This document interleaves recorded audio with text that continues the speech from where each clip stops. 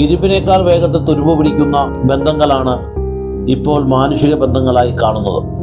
ഒരു ചെറിയ ഇടവേളയിൽ തന്നെ സൗഹൃദങ്ങൾ തുരുമ്പ് പിടിക്കാൻ തുടങ്ങുന്നു. കൂടുവിട്ട് കൂടുമാറുന്ന പക്ഷികളെ പോലെ ആളുകൾ അങ്ങോട്ടും ഇങ്ങോട്ടും ചാടി നടക്കുകയാണ്. ഒന്നിലും മനുഷ്യൻ സംതൃപ്തനല്ല, ആരിലും സന്തോഷിക്കാനും ആവുന്നില്ല. ഇന്നൊരാൾ നല്ലതാണെന്ന് തോന്നുന്നു, നാളെ മറ്റൊരാൾ. അങ്ങനെ മാറിക്കൊണ്ടേയിരിക്കുന്ന സൗഹൃദങ്ങൾ. കഴിഞ്ഞ വർഷം നല്ല ചങ്ങാതിമാരായിരുന്നവർ ഇന്ന് നമ്മുടെ കൂടെ ഉണ്ടോ? അല്ലെങ്കിൽ നമ്മൾ അവരുടെ കൂടെ ഉണ്ടോ?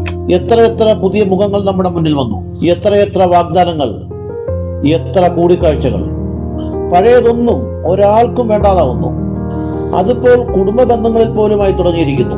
നിസ്സാര കാര്യത്തിന് പിണങ്ങിപ്പോകുന്നു, മിണ്ടാതിരിക്കുന്നു, വെറുപ്പ് മനസ്സിൽ സൂക്ഷിച്ചു വെക്കുന്നു. അങ്ങനെ തീർത്തു കളയുന്നു നമ്മുടെ ഓരോ ദിനങ്ങളും. ഇനി എത്ര നാളിങ്ങനെ?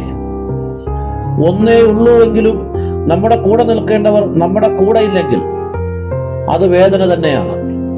തെറ്റിദ്ധരിപ്പിക്കപ്പെടുന്ന സൗഹൃദങ്ങൾ, കുടുംബ ബന്ധങ്ങൾ, രക്തബന്ധങ്ങൾ, നാം മൂലവും നമ്മൾ മൂലവും ബന്ധങ്ങൾ നഷ്ടപ്പെട്ടവർ. കുറച്ചുള്ളവരും കൂടുതലുള്ളവരും ഒന്നിലും തൃപ്തിയാവുന്നില്ല. എല്ലാവരും ഓട്ടത്തിലാണ്. ഒരിക്കൽ ഒന്നുമില്ലാതെ ഈ ഓട്ടം നിലയ്ക്കുന്നു.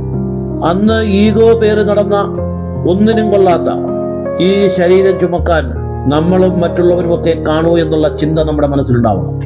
അതിനു മുമ്പ് തിരുത്തുവാനും തിരുത്തപ്പെടുവാനും തയ്യാറായാൽ നാം മൂലം നഷ്ടപ്പെട്ട ബന്ധങ്ങൾ കൂട്ടി വിളക്കാൻ കഴിയും.